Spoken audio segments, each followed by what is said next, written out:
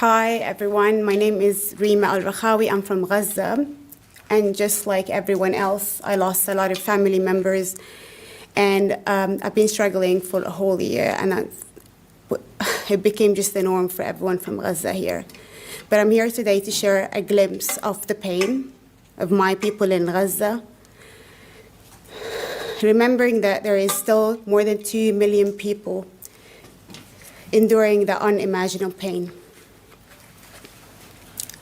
You know, there is a new abbreviation that often used in Gaza hospital. It's WCNSF, and it translates to Wounded Child, No Surviving Family. In Gaza, kids are often in so much pain, shivering, while they're left alone on the floor of a bombed hospital, with no mother to hold their hands, no survived dad to comfort them while they are getting their limbs amputated with no anesthesia.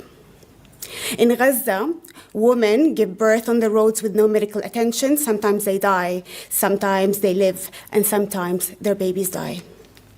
In Gaza, fathers cry saying goodbye to the pieces of their kids. Not always. They find all the pieces. In Gaza, premature babies are left alone to die in hospitals with no food or oxygen. Elderly and kids with urgent need for medical attention die in silence because of the absence of any medical care due to the inhumane blockade imposed on Gaza. In Gaza, the lucky ones are the ones who buried their kids in one piece.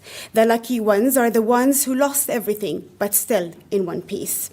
The lucky ones are the ones who managed to write their kids' names on their arms so they could be identified once their little bodies have been dismantled by the heavy evil bombs dropped on them.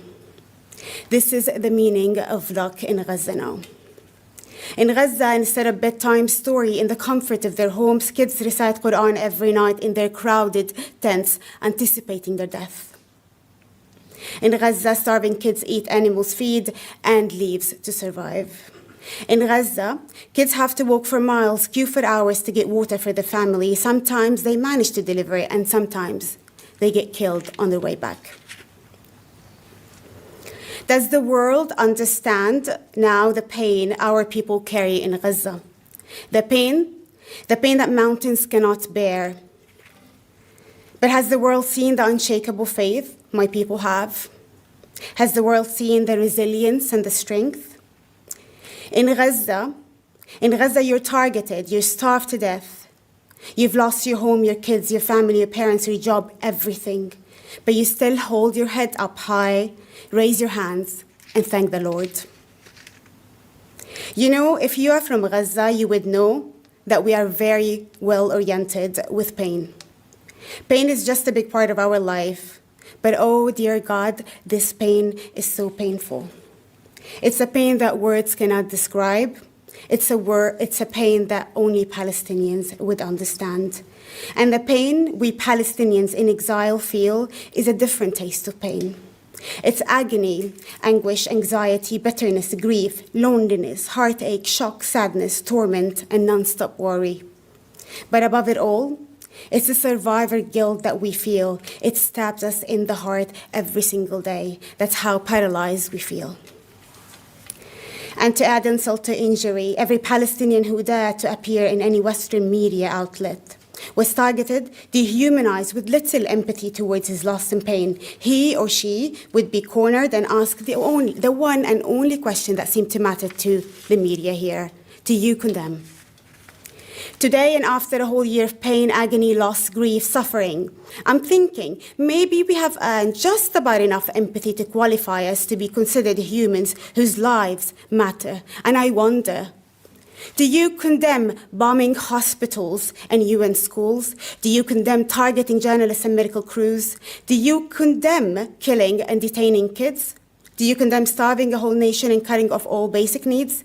Do you condemn the mass graves? Do you condemn killing Hind Rajab? Hind, a beautiful 6-year-old, crying for her life for hours while surrounded by her family members, dead bodies in a car facing an Israeli tank. Hind courageously recited Quran verses with the paramedics on the phone, waiting for them to come and help her as she begged, "Would you come? Please come. I'm scared. Would you come?"